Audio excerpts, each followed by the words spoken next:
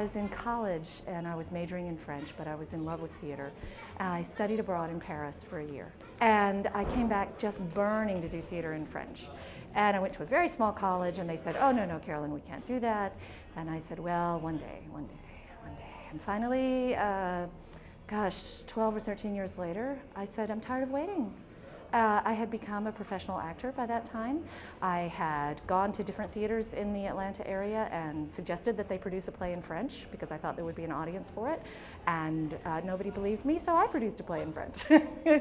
And so from there, it seemed very clear that the name should simply be Théâtre du Rêve, Theater of the Dream, because it was a dream delayed that became real.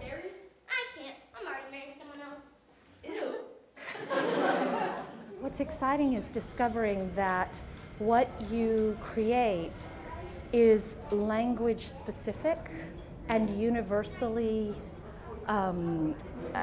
moving at the same time, so that when you're living in English, you can live the same emotion in French and it has a different flavor to it. And people can connect to it differently if it's spoken through these other words or channeled through these other sounds, but it's the same human emotion. So what I find that's so beautiful is just exploring the connection of language to life and vice versa. People say all the time, oh my gosh, I want to see your work. I love the artists you work with. A lot of the artists who work with us are actually well-known Atlanta actors who happen to speak French. And I say, this year we decided to put a stamp on all of our work that is no fear French. So whether you speak French or not, there is always a point of entry, a way to enjoy the show. So what do we do now? We super title shows, much like the opera or a foreign film. So, you know, you'll be seeing something happening on stage in French and it'll be super titled in English.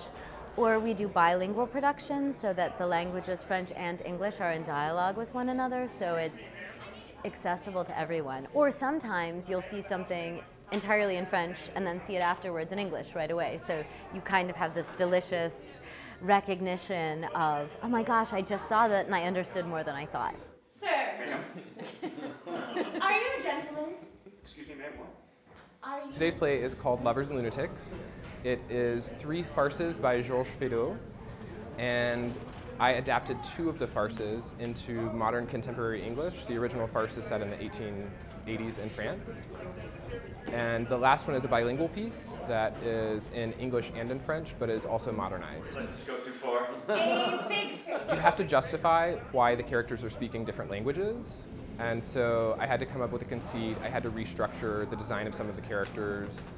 I had to create, I changed the nationalities of the characters. I created a conceit that allows certain characters to speak together in French and certain characters to only be able to speak together in English because they don't speak French.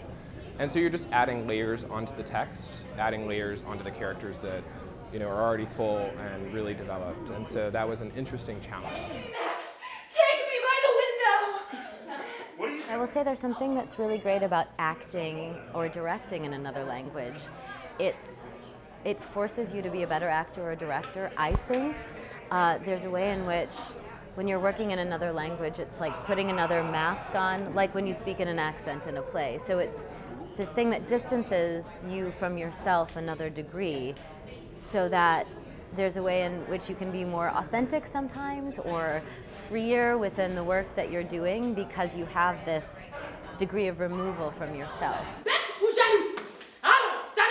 What's really interesting to me is that when I named the company Théâtre du Rêve, that had to do specifically with my dream of combining my passions of theater and French. Now, when Park took over the company, she had yet another level of dream to make it a truly international company. So she has taken this company to different parts of the United States, to Europe, and it has grown. She has brought in artists from all over the world. So it's become a truly global company under her leadership, which I feel is just the dream growing. Madame. Monsieur.